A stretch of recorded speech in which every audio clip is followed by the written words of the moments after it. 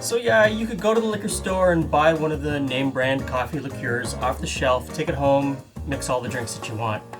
But if you make it at home, you can play with the flavor a little bit and you can make it your own. You can really make this part of your signature cocktails. First off, you're going to need an overproof rum. We're using Bacardi 151, which clocks in at about 75.5% alcohol. You're going to need a dark roast coarse ground coffee, half a vanilla bean, half of a cinnamon stick, 2 to 3 cocoa nibs, and 1 slice of orange peel. Sometimes the orange peel can be overpowering, so you might want to cut back on it a little bit. This is where, you can play with it and make it your own. Pretty much, here's the process. First thing you want to do is slice the vanilla pod in half and then scrape out the beans inside. Take both of those and put them into your mason jug. Next thing is the coffee. Pour that into the jug as well, and we don't even grind our coffee, we just sort of mash it up a little bit in a mortar and pestle. Next thing is add in the rum. Pour the rum in, put the lid on, give it a shake, leave it on the counter overnight, 24 hours or so. After that 24 hours is up, you want to add in the rest of the ingredients. So throw in your cinnamon stick, take your cacao nibs, and again in a mortar and pestle, just sort of grind them up a little bit. Not too fine, you just pretty much want to just crack them open. Throw those into the mason jar.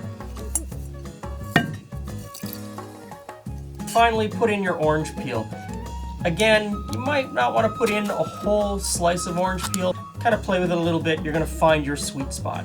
Once that's in the jug, put the lid on, give it a shake, leave it on the counter for another 24 hours or so. At the end of the second 24-hour period, you want to strain out the solids, and you really want to strain them clear. You don't want any sediment in your liqueur. So we double stack 2 coffee filters and strain through that. Don't press down on it, just let gravity take its course.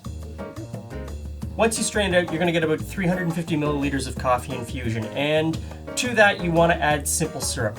Now, we don't like ours too cloyingly sweet, so we don't add a whole lot of simple syrup. And one of the things that helps it not be too cloyingly sweet is we use that overproof rum at the beginning. So the overproof rum helps you extract all of the goodness out of those ingredients, but it also keeps it from being too syrupy on your palate.